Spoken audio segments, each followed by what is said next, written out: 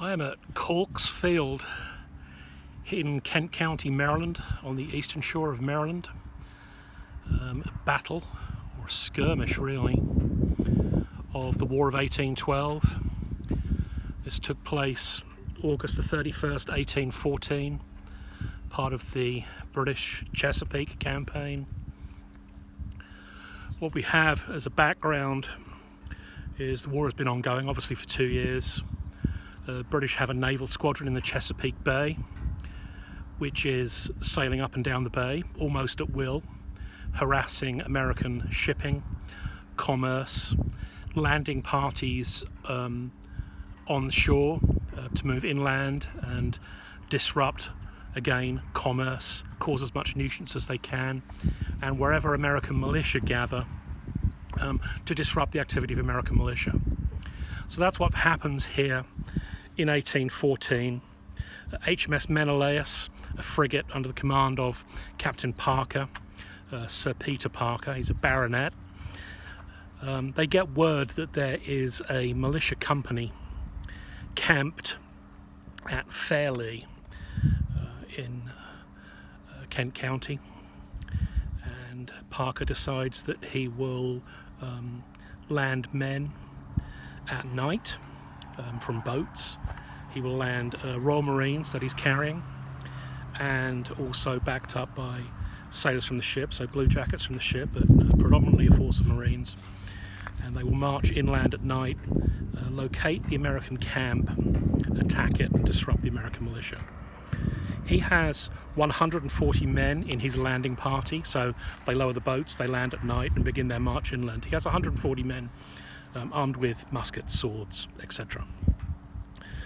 But no artillery, they bring no artillery with them. He believes he's up against a company of militia, so anything from 30 to 50, small group of men. He intends to surprise the camp at night, overwhelm them, kill and or capture the American militia. What he doesn't know is that it's not just a company of American militia, it's 7 companies of American militia. It's the 21st Maryland Militia Regiment. So they have around 200 men mustered. They also have 5 small field pieces, so 5 cannon here on the field, on this slight high rise behind me. So it's night, it's dark, it's a night action, never a good thing to fight. Parker and the landing party are approaching from the Chesapeake Bay under moonlight. They may have been misdirected by guides, local guides, who knew the location of the militia camp, but misled them about the size of the militia camp, and had also warned the militia that they were coming. Either way, it's said that on the advance, wow, there's a pair of A-10s going overhead from Maryland Air National Guard. I got my own fly pass during a battlefield tour. Fantastic. How delightful. Anyway, so as the British landing party approaches, so the story goes, so the legend goes, somebody trips, a pistol is discharged, it alerts the American sentries, the entire militia regiment turns out, and skirmishers are sent forward to locate what the source of this pistol shot was. There is then a battle between the British Marines and the American skirmishers. The Marines push in the skirmishers back towards the American camp, back towards this high ground. By now the Americans are alert, they've loaded their cannon. Remember, they have 5 cannon here.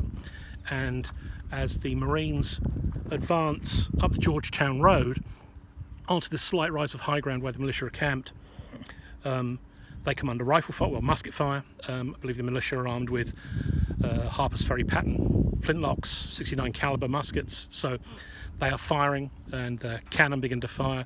The Marines press forward under fire.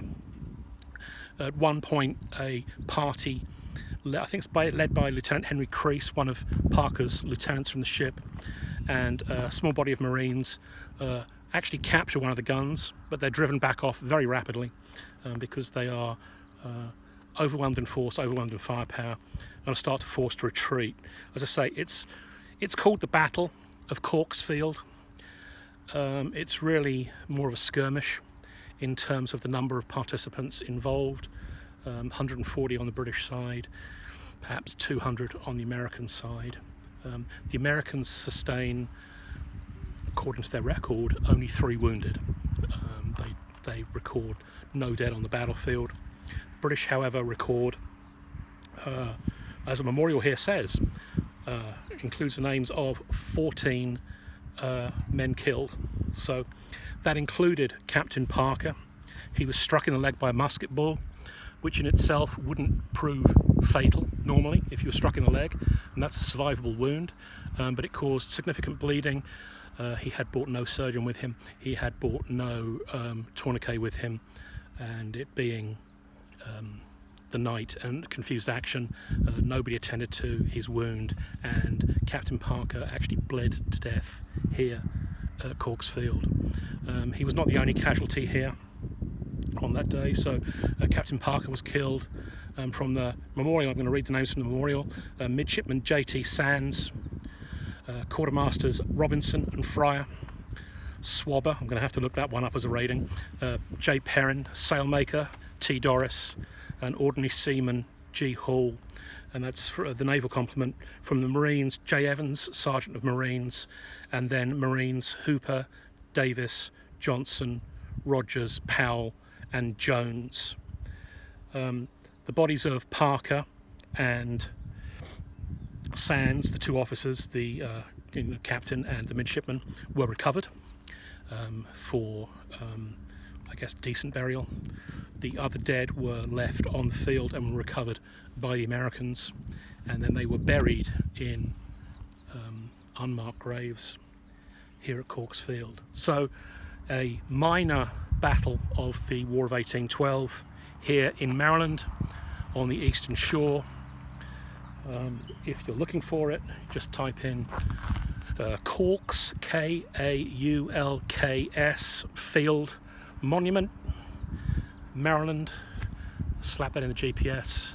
It will direct you out here to the beautiful agricultural country of Kent County.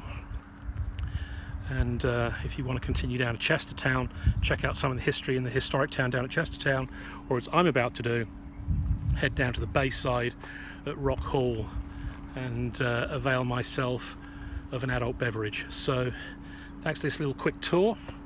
Battle of Caulk's Field, 31st of August 1814 in the War of 1812.